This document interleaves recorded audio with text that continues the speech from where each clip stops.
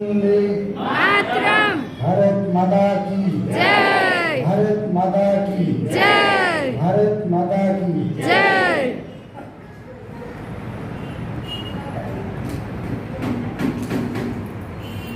અહીંયા પધારેલા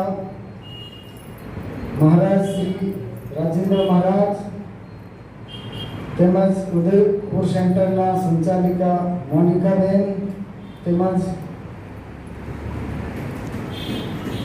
કમાન્ડ સેન્ટરના સંચાલિકા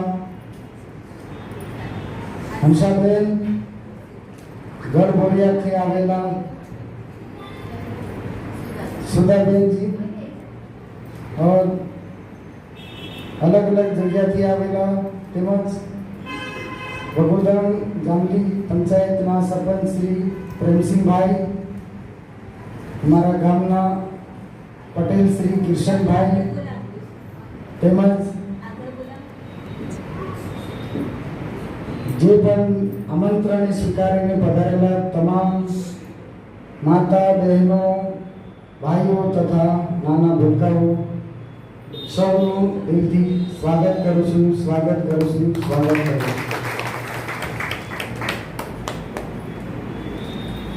2007 થી 2025 સુધીની અંદર 18 વર્ષની સર્વિસ દોરાન શરૂઆતથી અલગ અલગ ધારણા પ્રમાણે અને अलग अलग विचार दृष्टि मुजब अलग अलग विचारों जागृत थाय छे त्यारे अमने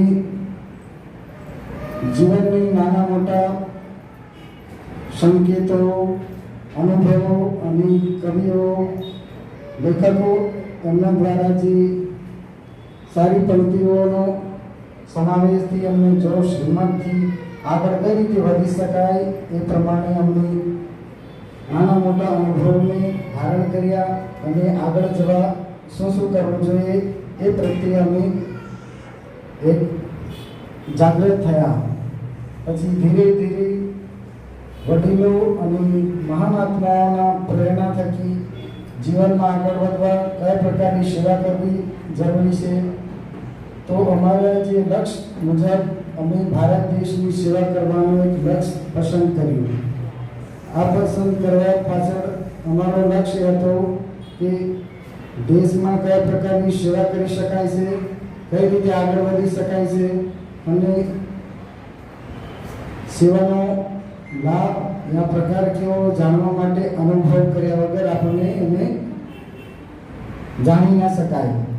તો આપણા કમાડ તાલુકાની અંદર પહેલા તો ઓછા વ્યક્તિ જતા હતા સેવામાં, દેશ સેવાનું પસંદ કરે છે છતાં પણ હિંમત હારી જતા હતા.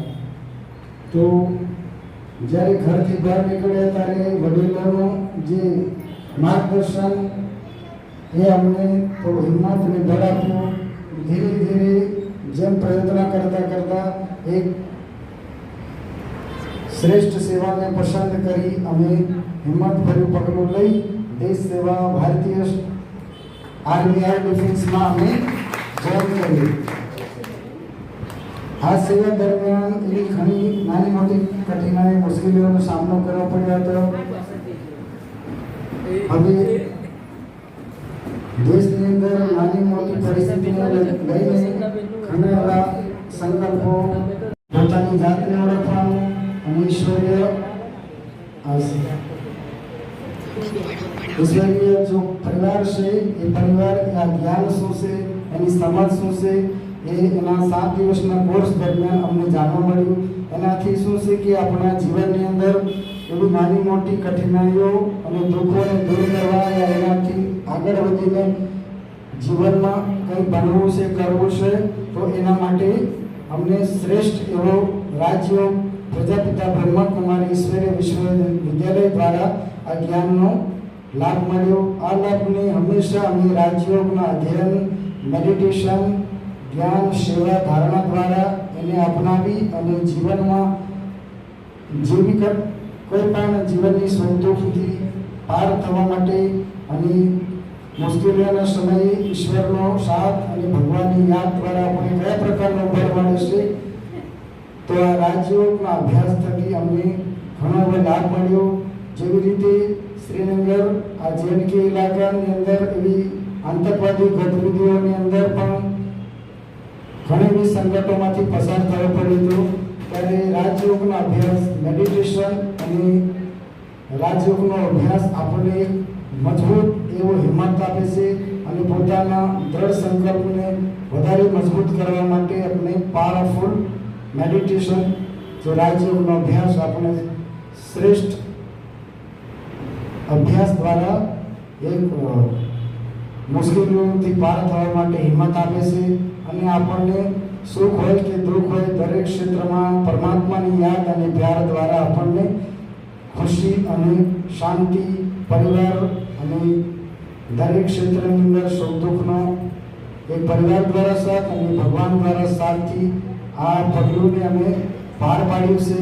અત્યારે દરેક ક્ષેત્રની અંદર જીવનને શ્રેષ્ઠ બનાવવા માટે રાજયોગ અભ્યાસ ઘણો મહત્વનો છે. કારણ કે રાજયોગ એક શ્રેષ્ઠ વિદ્યા છે જે આપણને આ ભક્તિની જેમ દરેક અલગ અલગ ધર્મ પોતપોતાની ધારણા યા સમજ મુજબ અલગ અલગ પગલું ભરીને જીવનને, દેશને, સમાજને બચાવવા માટેના કાર્યો કરી રહ્યા છે. પણ રાજયોગ એવી શ્રેષ્ઠ વિદ્યા છે જે સ્વયં પરમપિતા પરમાત્મા શ્રી દ્વારા આપવામાં આવી રહી છે. આ એવું અમૃત, એટલું જ્ઞાન, એટલું સ્ટ્રોંગ છે જે જીવનને ગમે એવી પરિસ્થિતિમાં આપણને એટલું મહત્વનું પાઠ જેવું છે. આ જ્ઞાનનો લાભ લઈને આપણે જીવનને શ્રેષ્ઠ બનાવી શકીએ છીએ.